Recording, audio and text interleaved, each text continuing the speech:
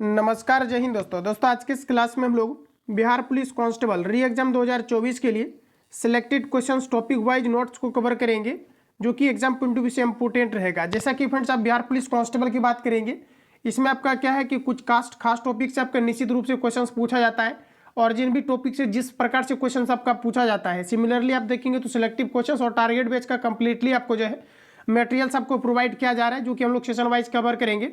आप देखेंगे तो मात्र आपके पास जो है 2 महीने का समय बचा हुआ है। आप देखेंगे तो इसमें बेहतरीन तरीका से आप सारे टॉपिक को क्लियर कर पाएंगे।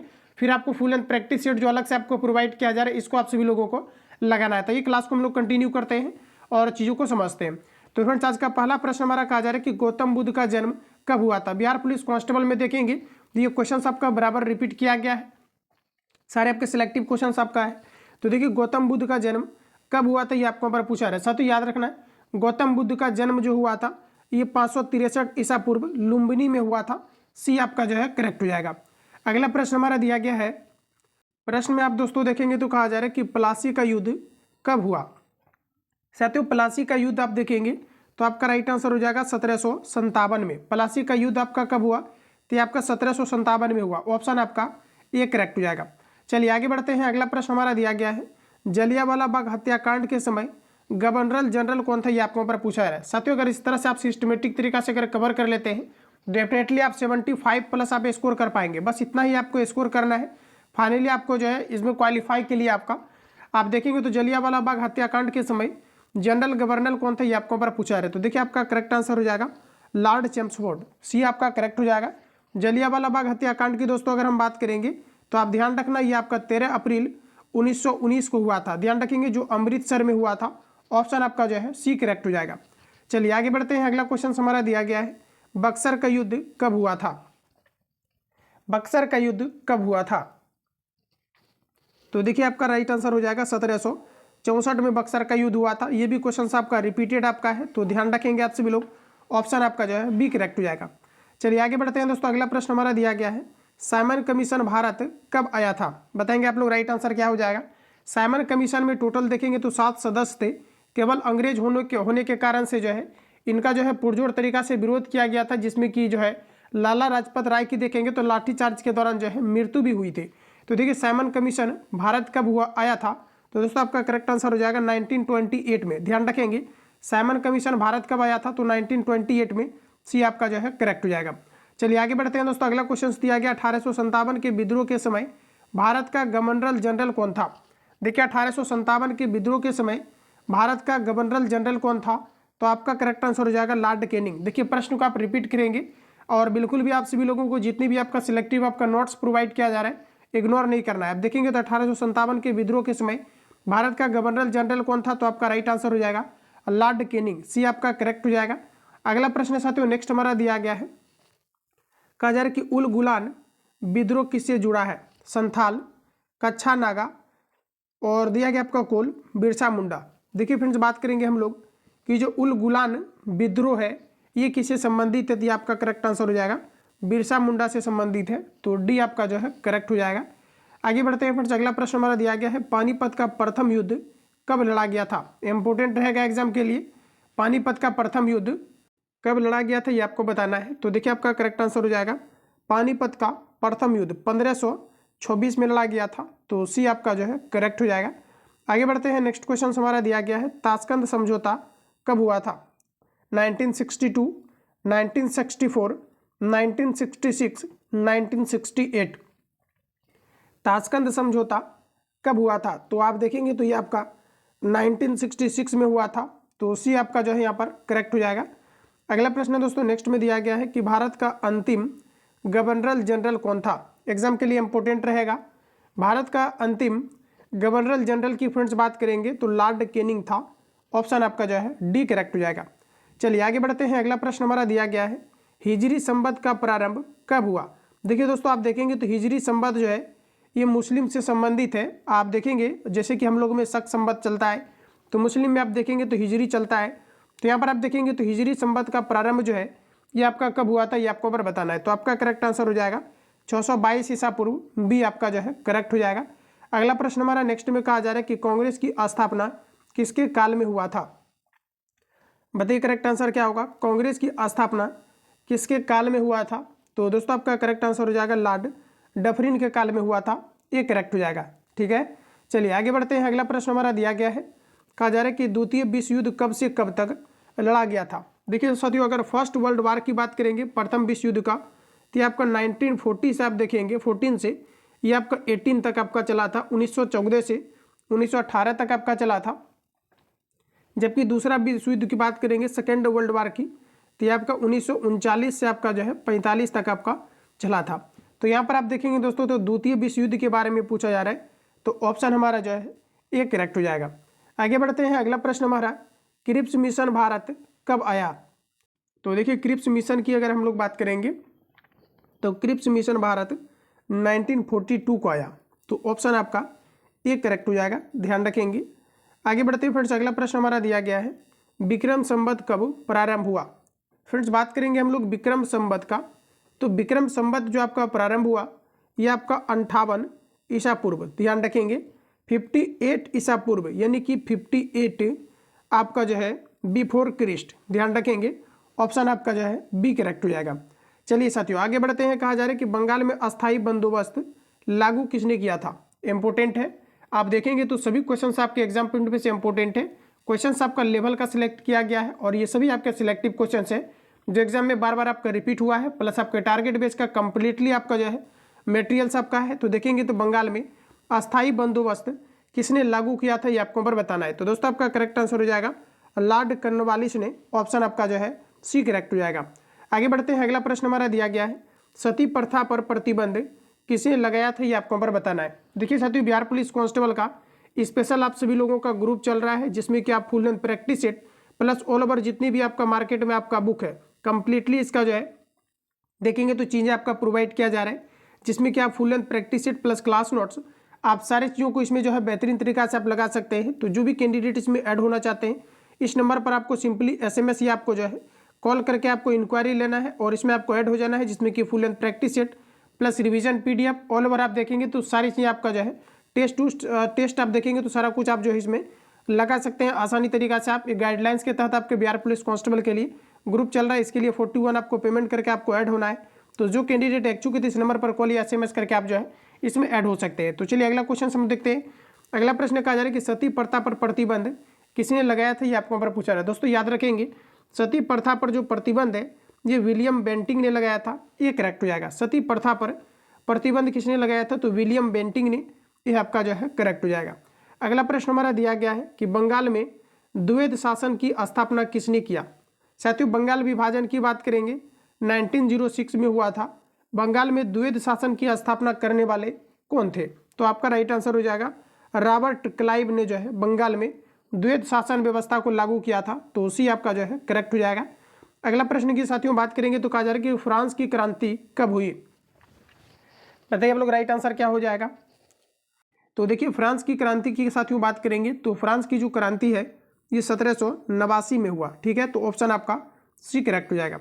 चलिए आगे बढ़ते हैं। नेक्स्ट क्वेश्चन दिया गया है, कोलकाता, मद्रास एवं मुंबई में उच्च न्यायालय की स्थापना किसके शासनकाल में किया गया? पटना जो है कोलकाता, मद्रास एवं मुंबई में उच्च न्यायालय की स्थापना किसके शासनकाल के दौरान किया गया था? तो ये आपका करेक्ट आंसर हो जाएगा लॉर्ड कैनिंग, सी करेक्ट हो जाएगा। आगे बढ़ते हैं। अगला क्वेश्चन हमारा दिया गया है, कोलकाता में फोर्ट विलियम कॉलेज की स्थापना किसके द्वारा किया गया था? ये बिहार पुलिस कांस्टेबल के एग्जाम में पूछा हुआ क्वेश्चन है, ध्यान रखना। कोलकाता में फोर्ट विलियम कॉलेज की स्थापना किनके द्वारा किया गया था? तो ये जो है लॉर्ड बेलेडजी के द्वारा किया गया था। तो रिपीट करेंगे आप सभी लोग, लाल बेलेडजी के द्वारा कोलकाता में फोर्ट विलियम कॉलेज की स्थापना जो है आपका किया गया था, तो सी आपका करेक्ट हो जाएगा। अगला प्रश्न के साथियों बात करेंगे तो असहयोग आंदोलन कब शुरू किया गया था? इंपॉर्टेंट है, सभी क्वेश्चंस का आप देख पाएंगे कि ये सभी अगर आपने ऑलरेडी जो है इन चीज़ों को अगर कवर किया था बिहार पुलिस कांस्टेबल के लिए, आप बेहतर अगर जो है तैयारी किए थे तो आपको पता चल रहा होगा कि कितने इंपॉर्टेंट क्वेश्चंस आपका जो है टारगेट बेस में आपका डाला गया है और सिलेक्टिव क्वेश्चंस में आपका डाला गया है। तो नोट्स को आपको किसी भी हाल में आपको मिस नहीं करना है। तो साथियों देखेंगे तो असहयोग आंदोलन कब शुरू हुआ था, ये आपको पर बताना है। तो देखिए आपका करेक्ट आंसर हो जाएगा, असहयोग आंदोलन की बात करेंगे तो 1920 में, बी आपका जो है करेक्ट हो जाएगा। चलिए दोस्तों आगे बढ़ते हैं। अगला प्रश्न हमारा दिया गया है, पानीपत का तीसरा युद्ध कब लड़ा गया? साथियों पानीपत का तीसरा युद्ध की अगर हम बात करेंगे तो ये आपका जो है 1761 में लड़ा गया था। पानीपत से रिलेटेड हमेशा क्वेश्चन आपके आते हैं, तो ध्यान रखेंगे। तीसरा युद्ध की बात करेंगे तो पानीपत का तीसरा युद्ध 1561 में लड़ा गया था, तो ऑप्शन आपका जो है डी करेक्ट हो जाएगा। आगे बढ़ते हैं, अगला क्वेश्चन हमारा दिया गया है, बंगाल का प्रथम गवर्नर जनरल कौन था? तो देखिए यहाँ पर आपका राइट आंसर हो जाएगा, बंगाल का प्रथम गवर्नर जनरल वारेन हेस्टिंग्स थे, तो बी आपका जो है करेक्ट हो जाएगा। अगला प्रश्न है साथियों, नेक्स्ट दिया गया है, प्रथम फैक्ट्री अधिनियम किसके शासनकाल में पहली बार पारित किया गया था? प्रथम फैक्ट्री अधिनियम किसके शासनकाल में पारित किया गया था? तो देखिए आपका करेक्ट आंसर हो जाएगा, लॉर्ड रिपन के शासनकाल में किया गया था, डी करेक्ट हो जाएगा। अगला प्रश्न है दोस्तों, कहा जा रहा है कि रूस की क्रांति किस वर्ष हुई? साथियों अगर हम बात कर लें रूस की क्रांति किस वर्ष हुई, तो आपका करेक्ट आंसर हो जाएगा 1917 में। रूस की क्रांति किस वर्ष हुई? तो 1917 में, सी करेक्ट हो जाएगा। आगे बढ़ते हैं साथियों, अगला प्रश्न हमारा है कि भारत में अस्थायी शासन के जनक कौन था? भारत में अस्थायी शासन के जनक कौन था? तो देखिए यहाँ पर आपका राइट आंसर हो जाएगा ऑप्शन डी, लॉर्ड रिपन। ध्यान रखेंगे, लॉर्ड रिपन भारत में अस्थायी शासन के जनक था, ऑप्शन आपका डी करेक्ट हो जाएगा। अगला प्रश्न हमारा नेक्स्ट में दिया गया है कि प्रथम विश्व युद्ध कब से कब तक चला? तो जस्ट अभी मैंने आपको रिवील भी कराया है, ये आपका 1914 से लेकर के 18 तक आपका चला था, तो सी आपका फ्रेंड्स करेक्ट हो जाएगा, ध्यान रखेंगे। अगला की बात करेंगे तो नेक्स्ट क्वेश्चन हमारा दिया गया है, बंगाल विभाजन किसके काल में हुआ था? साथियों याद रखेंगे, बंगाल विभाजन 1906 में हुआ था, तो बंगाल विभाजन किसके काल में हुआ था यह बताना है, तो आपका करेक्ट आंसर हो जाएगा लॉर्ड कर्जन के शासनकाल में बंगाल विभाजन हुआ था, तो ए करेक्ट हो जाएगा। रिपीटेड क्वेश्चन से याद रखेंगे आप सभी लोग। आगे बढ़ते हैं, अगला प्रश्न हमारा दिया गया है, बंगाल विभाजन रद्द किसके काल में हुआ था? तो इस तरह से अगर सारे क्वेश्चंस को कवर कर लेंगे तो निश्चित रूप से आप देखेंगे क्वेश्चंस छूटने की पूरी पॉसिबिलिटी आपकी कम हो जाएगी। तो बंगाल विभाजन रद्द किसके काल में हुआ था ये बताना है, तो दोस्तों आपका करेक्ट आंसर हो जाएगा लॉर्ड हार्डिंग द्वितीय के शासनकाल में बंगाल विभाजन को रद्द किया गया था, तो बी आपका करेक्ट हो जाएगा। आगे बढ़ते हैं फ्रेंड्स, अगला प्रश्न हमारा कहा जा रहा है 1899 से 900 के मुंडा क्रांति के नेता कौन थे? बताइए आप लोग राइट आंसर क्या होगा। प्रश्न है 1899 से 1900 के मुंडा क्रांति के नेता कौन थे? तो देखिए आपका करेक्ट आंसर हो जाएगा बिरसा मुंडा, सी आपका करेक्ट हो जाएगा।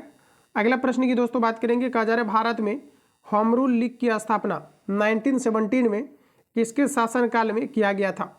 सबसे पहले आप याद रखेंगे भारत में होम रूल लीग की स्थापना 1917 में किया गया था, और यहाँ पर आप दोस्तों देखेंगे तो ये लॉर्ड चेम्सफोर्ड के शासनकाल में किया गया था, तो सी आपका जो है करेक्ट हो जाएगा।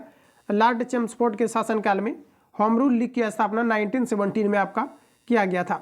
आगे बढ़ते हैं, नेक्स्ट क्वेश्चन हमारा दिया गया है, चीन की क्रांति कब हुई? बताइए करेक्ट आंसर क्या होगा। तो साथियों चीन की क्रांति की अगर हम लोग यहाँ पर बात करेंगे तो ये आपका राइट आंसर हो जाएगा, बोला जा रहा है कि चीन की क्रांति कब हुई थी, तो ऑथेंटिक हमारा करेक्ट आंसर होगा 1911 में जो है चीन की क्रांति हुई थी, बी करेक्ट हो जाएगा। अगला प्रश्न है दोस्तों, कहा जा रहा है कि मुस्लिम लीग की स्थापना कब की गई? दोस्तों हम लोग बात कर लेते हैं मुस्लिम लीग की स्थापना कब किया गया था, तो ये आपके 1906 में, और बंगाल विभाजन की अगर हम लोग बात करेंगे तो ये भी आपका 1906 में हुआ था, बी करेक्ट हो जाएगा।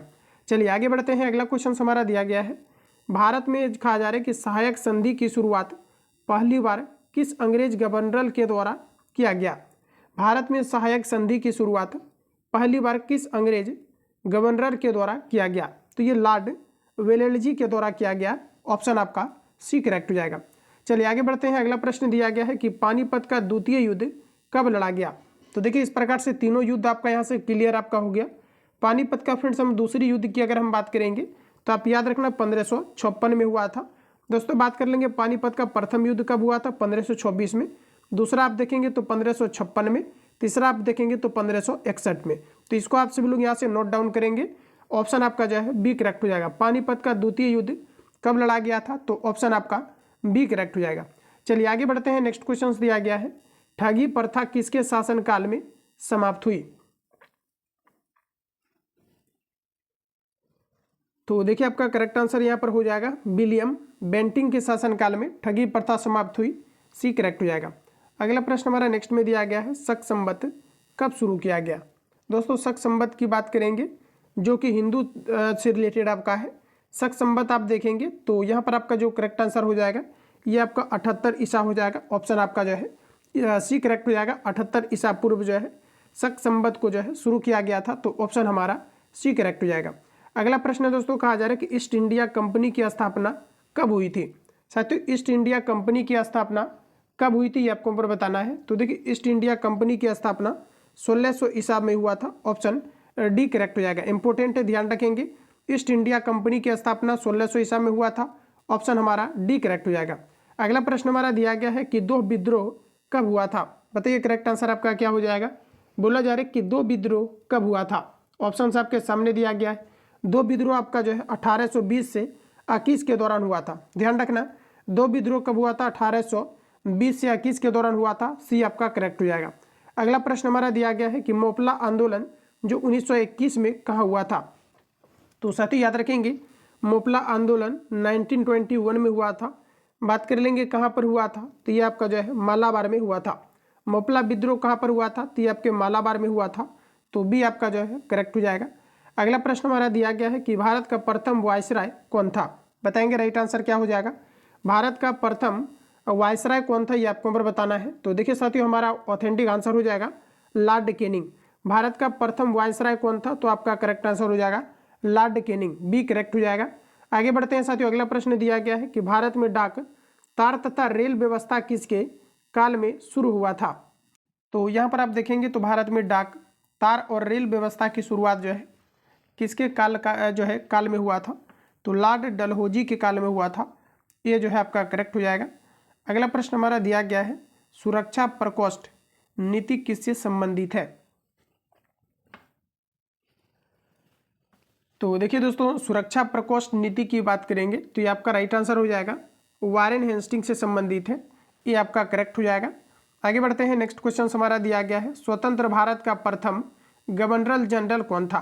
दोस्तों स्वतंत्र भारत का प्रथम गवर्नर जनरल कौन था, तो आपका राइट आंसर हो जाएगा लॉर्ड माउंटबेटन। ध्यान रखेंगे स्वतंत्र भारत का प्रथम गवर्नर जनरल कौन था, लॉर्ड माउंटबेटन, यानी कि सी हमारा जो है करेक्ट हो जाएगा। नेक्स्ट क्वेश्चन हमारा दिया गया है कि अपने आप को बंगाल का शेर कहता था। बताइए आप लोग राइट आंसर क्या हो जाएगा। अपने आप को बंगाल का शेर जो है ये किसने कहा था, तो आपका करेक्ट आंसर हो जाएगा लॉर्ड वेलेस्ली ने अपने आप को बंगाल का शेर कहता था। ऑप्शन आपका बी करेक्ट हो जाएगा। तो साथियों देखेंगे तो पहला सेशन यहाँ से आपका एंड होता है और यहाँ से हमारा जो है नेक्स्ट सेशन कंटिन्यू होगा। अगला सेशन में आप देखेंगे तो यहाँ से आपका जो है नेक्स्ट आपका सेशन आपका कंटिन्यू होगा, क्योंकि सेशन वाइज हम लोग कवर कर रहे हैं, जिसमें कि आप देखेंगे तो इसमें आपका सिलेक्टिव क्वेश्चंस में 46 क्वेश्चंस आपका डाला गया है जो एग्जाम पॉइंट ऑफ व्यू से इंपॉर्टेंट है आपका। तो सारे क्वेश्चंस को आप सभी लोग जो है ग्रुप से ऐड होकर के आप सभी लोग रिवीजन करेंगे। अगला यहाँ से आपका नेक्स्ट आपका सेशन शुरू होता है, तो अच्छे तरीके से आप सभी लोग जो है इसको लगाएंगे। तो फ्रेंड्स आप देखेंगे तो विश्व का सबसे बड़ा द्वीप कौन है। बताइए आप लोग राइट आंसर क्या होगा। तो देखिए दोस्तों विश्व का सबसे बड़ा अगर हम लोग द्वीप की बात करेंगे तो ये आपका हो जाएगा ग्रीनलैंड। सी आपका जो है करेक्ट हो जाएगा। अगला प्रश्न हमारा नेक्स्ट में दिया गया है क्षेत्रफल के दृष्टि से सबसे छोटा राज्य है। क्षेत्रफल के दृष्टि से सबसे छोटा राज्य है। बताइए आप लोग राइट आंसर क्या हो जाएगा। तो ये आपका करेक्ट आंसर हो जाएगा गोवा। गोवा क्षेत्रफल की दृष्टि से भारत का सबसे छोटा राज्य है। दोस्तों गोवा का प्रति व्यक्ति आय जो है ये पूरे भारत में सभी राज्यों में सबसे अधिक प्रति व्यक्ति आय जो है गोवा का है। सबसे कम प्रति व्यक्ति आप आय देखेंगे तो ये अपना बिहार का है। तो इतने पॉइंट को याद रखेंगे, डी आपका जो है करेक्ट हो जाएगा। अगला प्रश्न हमारा दिया गया है कि भारत का स्विट्जरलैंड किसे कहा जाता है। भारत का स्विट्जरलैंड किसे कहा जाता है, तो ये कश्मीर को कहा जाता है। डी आपका जो है करेक्ट हो जाएगा। अगला प्रश्न हमारा दिया गया है प्रायद्वीपीय भारत की सबसे लंबी नदी कौन है। साथियों याद रखना प्रायद्वीपीय भारत की सबसे लंबी नदी गोदावरी है। भारत में आप देखेंगे तो गंगा नदी जो है ये सबसे लंबी नदी है, जिसकी की टोटल लंबाई 2525 किलोमीटर है और ये भारत में उद्गम होने वाली नदी है। तो यहाँ पर आपको बोला जा रहा है कि प्रायद्वीपीय भारत की सबसे लंबी नदी कौन सा है, तो आपका करेक्ट आंसर हो जाएगा गोदावरी। डी करेक्ट हो जाएगा। आगे बढ़ते हैं। नेक्स्ट क्वेश्चन हमारा दिया गया है कि भारत की सबसे बड़ी ताजे जल की झील है।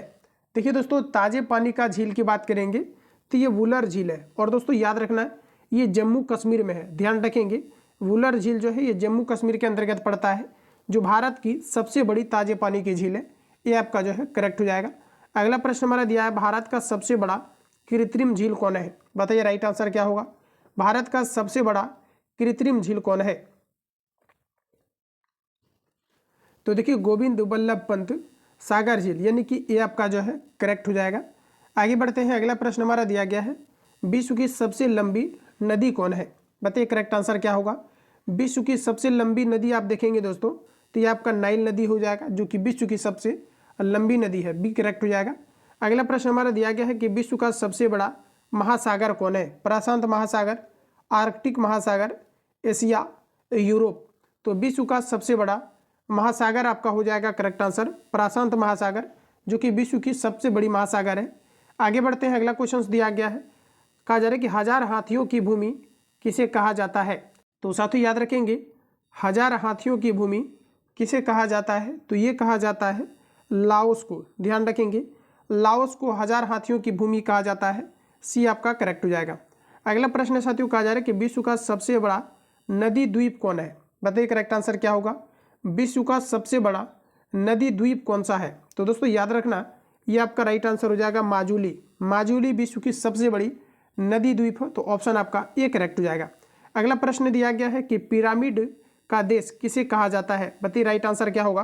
पिरामिड का देश किसे कहा जाता है? यूनान को, चीन को, ब्राजील को, मिस्र को। तो करेक्ट आंसर आपका हो जाएगा मिस्र को पिरामिड का देश कहा जाता है, डी करेक्ट हो जाएगा। अगला प्रश्न साथियों कहा जा रहा है कि सोया प्रदेश के नाम से किसे जाना जाता है? बताइए राइट आंसर क्या होगा? सोया प्रदेश के नाम से मध्य प्रदेश को जाना जाता है, क्योंकि जो हमारा सोयाबीन है ये सबसे ज़्यादा उत्पादन मध्य प्रदेश के अंतर्गत किया जाता है। तो मध्य प्रदेश को जो है सोया प्रदेश के नाम से जाना जाता है। मध्य प्रदेश को टाइगर स्टेट के रूप में भी जाना जाता है। तो इतने पॉइंट को आप लोग ध्यान रखेंगे। अगला प्रश्न हमारा दिया गया है कि विश्व का सबसे बड़ा रेगिस्तान कौन है? साथियों याद रखना, विश्व की सबसे बड़ा रेगिस्तान आप देखेंगे तो ये सहारा रेगिस्तान हो जाएगा, जो कि विश्व का सबसे बड़ा रेगिस्तान है। ध्यान रखेंगे, इंपोर्टेंट है, विश्व का सबसे बड़ा रेगिस्तान सहारा रेगिस्तान है, तो बी आपका जो है करेक्ट हो जाएगा। अगला प्रश्न है कि विश्व का सबसे छोटा महासागर कौन है? बताइए करेक्ट आंसर क्या होगा? विश्व का सबसे छोटा महासागर देखेंगे तो आपका आर्कटिक महासागर हो जाएगा, बी आपका जो है करेक्ट हो जाएगा। आगे बढ़ते हैं, नेक्स्ट क्वेश्चन दिया गया है, क्षेत्रफल में सबसे बड़ा केंद्र शासित राज्य, एग्जाम के लिए इंपोर्टेंट है आपका। बताइए करेक्ट आंसर क्या होगा? क्षेत्रफल में सबसे बड़ा केंद्र शासित राज्य है, तो देखिए आपका राइट आंसर हो जाएगा लद्दाख, बी करेक्ट हो जाएगा। अगला प्रश्न में हमारा दिया गया है कि बुलंद दरवाज़ा कहाँ पर स्थित है? दोस्तों याद रखेंगे, बुलंद दरवाज़ा फतेहपुर सीकरी में है, इंपोर्टेंट है, बिहार पुलिस कांस्टेबल के अंतर्गत आपका रिपीटेड क्वेश्चन है, ध्यान रखेंगे। बुलंद दरवाज़ा कहाँ पर आपका है? तो ये फतेहपुर सीकरी में है, डी आपका करेक्ट हो जाएगा। आगे बढ़ते हैं फ्रेंड्स, अगला प्रश्न दिया गया है, जनसंख्या की दृष्टि से सबसे छोटा राज्य है। तो देखिए यहाँ पर आप देखेंगे तो 2011 जनगणना के अकॉर्डिंग आप देखेंगे तो जनसंख्या की दृष्टि से सबसे छोटा राज्य क्या है? तो आपका करेक्ट आंसर हो जाएगा सिक्किम, बी आपका करेक्ट हो जाएगा। अगला प्रश्न में हमारा दिया गया है कि भारत की सबसे ऊंची चोटी कौन है? कंचनजंगा, नंगा पर्वत, धौलागिरी, दिया गया केटू जिसे हम लोग गाइडविन, आइंस्टीन भी कहते हैं। तो दोस्तों भारत की सबसे ऊंची चोटी की अगर हम बात करेंगे तो हमारा राइट आंसर हो जाएगा केटू, गाइडविन, आइंस्टीन। और ये देखिए साथियों याद रखेंगे, ये विश्व का सबसे बड़ा जो है दूसरी पर्वत चोटी है। आप देखेंगे तो पहले नंबर पर माउंट एवरेस्ट आता है, जो कि नेपाल में है। दूसरा नंबर पर देखेंगे तो केटू आता है, जिसे गाइडविन आइंस्टीन बोला जाता है, और ये हमारे भारत के अंतर्गत है, तो डी आपका जो है करेक्ट हो जाएगा। आगे बढ़ते हैं, अगला क्वेश्चन हमारा दिया गया है, प्रश्न दोस्तों कहा जा रहा है कि भारत का सबसे लंबा बांध कौन है? तो देखिए भारत का सबसे लंबा बांध की अगर हम बात करेंगे तो 19 का आपका राइट आंसर हो जाएगा हीराकुंड बांध, जो कि महानदी के तट पर अवस्थित है, और ये ओडिशा राज्य के अंतर्गत पड़ता है, बी आपका करेक्ट हो जाएगा। आगे बढ़ते हैं, नेक्स्ट प्रश्न हमारा दिया गया है, चीन का शोक किस नदी को कहा जाता है? तो दोस्तों चीन का शोक किस नदी को कहा जाता है? तो ये जो है आपका हांग जो है आपका हवांग हो को कहा जाता है, ऑप्शन आपका सी करेक्ट हो जाएगा। बिहार का शोक नदी आप देखेंगे तो ये आपका जो है कोसी नदी को कहा जाता है, जबकि बंगाल का शोक नदी आप देखेंगे तो ये फ्रेंड्स आपका जो है दामोदर नदी को कहा जाता है। इतने पॉइंट को यहाँ से आप लोग याद रखेंगे, तो ऑप्शन आपका सी करेक्ट हो जाएगा। आगे बढ़ते हैं, नेक्स्ट क्वेश्चन दिया गया है, भारत का मैनचेस्टर किसे कहा जाता है? बताइए करेक्ट आंसर क्या होगा? भारत का मैनचेस्टर किसे कहा जाता है? तो ये कहा जाता है अहमदाबाद को। अहमदाबाद को भारत का मैनचेस्टर कहा जाता है, तो डी आपका जो है करेक्ट हो जाएगा। नेक्स्ट क्वेश्चंस की दोस्तों बात करेंगे तो सबसे बड़ा प्रायद्वीपीय कौन है? सबसे बड़ा प्रायद्वीप की अगर साथियों बात करेंगे तो 22 का आपका एग्जैक्ट आंसर हो जाएगा। अरब प्रायद्वीप जो आपका है ये सबसे बड़ा प्रायद्वीप है, ऑप्शन आपका डी करेक्ट हो जाएगा। सभी क्वेश्चंस को आप लोग याद रखेंगे, डी हमारा जो है करेक्ट हो जाएगा।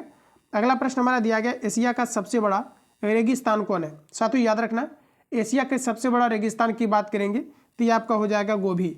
गोभी जो है एशिया का सबसे बड़ा रेगिस्तान है, तो ये आपका जो है करेक्ट हो जाएगा। नेक्स्ट क्वेश्चन में हमारा दिया गया है कि भारत का सबसे बड़ा झील कौन सी है? जो है दिया गया Kaveri delta, Godavari delta, Sundarban delta, Sindhu delta.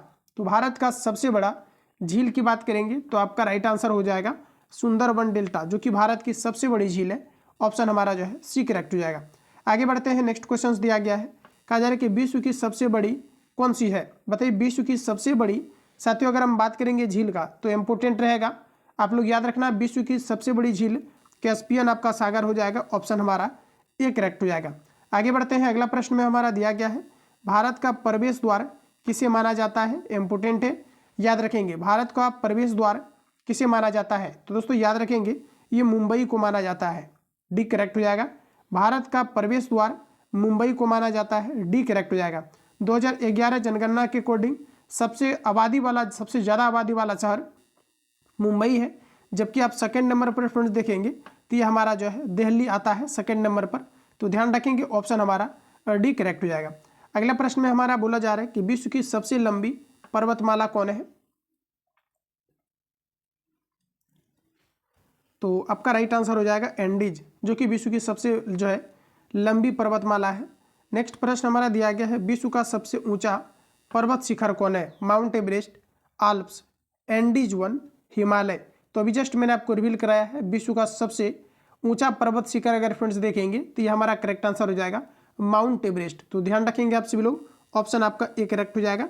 Mount Everest को नेपाल में सागरमाथा के नाम से जाना जाता है। अगले बढ़ते हैं, अगला क्वेश्चन हमारा दिया गया है, भारत की सबसे लंबी नहर कौन सी है? साथियों भारत की सबसे लंबी नहर देखेंगे, ऑप्शन आपके सामने दिया गया है, पहले आपको अटेम्प्ट लेना है। तो दोस्तों आपका करेक्ट आंसर हो जाएगा इंदिरा गांधी नहर, जो कि भारत की सबसे लंबी नहर है, तो डी आपका करेक्ट हो जाएगा। अगला प्रश्न हमारा दिया गया है कि भारत का सबसे छोटा नदी द्वीप कहा जा रहा है उमानंदा किस नदी पर स्थित है? भारत का सबसे छोटा नदी द्वीप उमानंदा किस नदी पर अवस्थित है? तो आपका राइट आंसर हो जाएगा ब्रह्मपुत्र नदी पर अवस्थित है, तो डी आपका जो है फ्रेंड्स करेक्ट हो जाएगा। आगे बढ़ते हैं, नेक्स्ट प्रश्न हमारा दिया गया है, भारत में सबसे लंबी सहायक नदी है? तो देखिए अगर बात कर ले हम लोग कि भारत में सबसे लंबी सहायक नदी कौन सा है, तो 31 का हमारा ऑथेंटिक आंसर हो जाएगा यमुना। ध्यान रखेंगे भारत में सबसे लंबी सहायक नदी कौन सा है, तो यमुना आपका जो है करेक्ट हो जाएगा। भारत का पेरिस किस शहर को कहा जाता है? तो देखिए फ्रांस की कैपिटल जो है पेरिस है, और भारत का पेरिस किस शहर को कहा जाता है? और दोस्तों याद रखना कि जो एफिल टावर है ये भी आपके जो है फ्रांस की कैपिटल पेरिस के अंतर्गत आपका स्थित है। भारत का पेरिस किस शहर को कहा जाता है? तो 32 का आपका राइट आंसर हो जाएगा जयपुर को कहा जाता है। जयपुर को महलों का जयपुर में जो है हवा महल स्थित है, पिंक सिटी जो है जयपुर को ही कहा जाता है। थार मरुस्थल की बात करेंगे दोस्तों तो याद रखना ये भी आपके राजस्थान के अंतर्गत पड़ता है। रावत भट्टा परमाणु संयंत्र राजस्थान के अंतर्गत पड़ता है। खेतड़ी की अगर हम बात करेंगे तांबा उत्पादन के लिए प्रसिद्ध है, जो कि आपके राजस्थान के अंतर्गत पड़ता है। पंचायती राज व्यवस्था को सर्वप्रथम 1992 में राजस्थान के अंतर्गत ही नागौर जिला में लागू किया गया था। तो इन सभी पॉइंट को आपको यहाँ से याद रखना है। आगे बढ़ते हैं, अगला प्रश्न हमारा दिया गया है, आंसुओं का प्रवेश द्वार किसे कहा जाता है?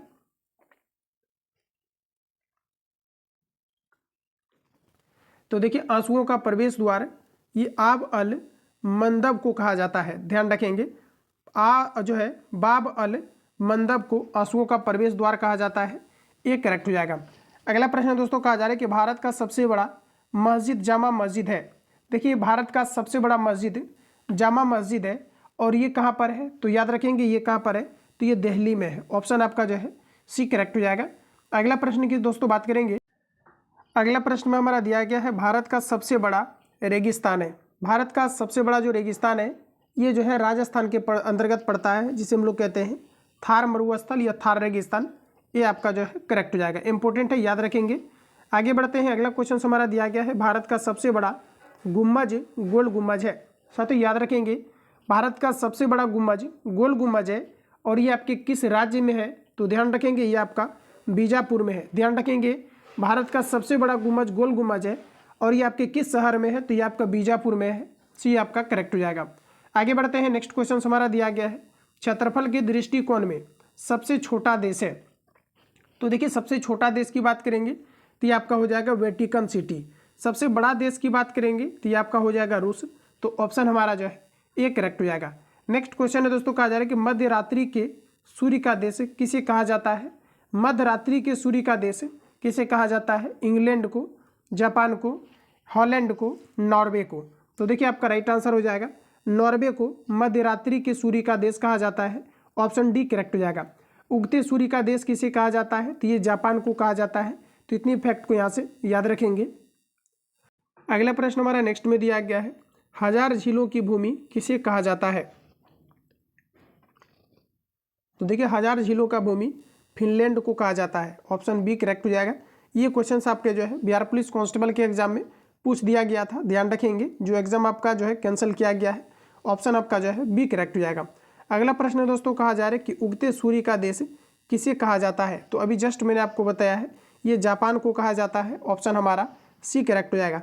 तो फ्रेंड्स आप देखेंगे तो जितने भी आपका जो है इसे आपका 2 नोट्स में आपका जो है सिलेक्ट किया गया था आपका क्वेश्चन आपका, इसको मैंने कंप्लीटली आपको रिवील करा दिया है। लगभग आप देखेंगे तो 80 क्वेश्चंस के अप्रॉक्स मैंने कवर कराया है जो आपका सिलेक्टिव आपका नोट्स था। तो नोट्स को आप सभी लोग जो है किसी भी हाल में इग्नोर नहीं करेंगे। जो आपके क्लास नोट्स हैं या फिर आप देखेंगे तो सिलेक्टिव क्वेश्चंस आपका डाला गया है जो बिहार पुलिस कांस्टेबल के अंतर्गत बराबर आपका रिपीट किया गया है। तो इन सभी को लगातार आप जो है बिहार पुलिस कांस्टेबल का क्लास आपका कंटिन्यू आपका रहेगा। तो लगातार आप सभी लोग सारे क्वेश्चंस को जो है प्रिपेयर रखेंगे। एग्जाम शेड्यूल इसका काफ़ी जल्दी आपका जून के आपके लास्ट वीक में आना है। तो आप सभी लोग बेहतरीन तरीके से अभी से प्रिपेयर रहें। बाकी किसी प्रकार का डाउट या संशय हो तो कमेंट बॉक्स में अपना फीडबैक देंगे। जो लोग चैनल पर पहली बार विजिट किया है चैनल को सब्सक्राइब करके बेल आइकन को प्रेस कर लेना, क्योंकि जब भी क्लास अपलोड हो नोटिफिकेशन आपको टाइम टू टाइम मिलते रहे। मिलते हैं साथियों नेक्स्ट क्लास में, तब तक के लिए जय हिंद, बेस्ट ऑफ लक।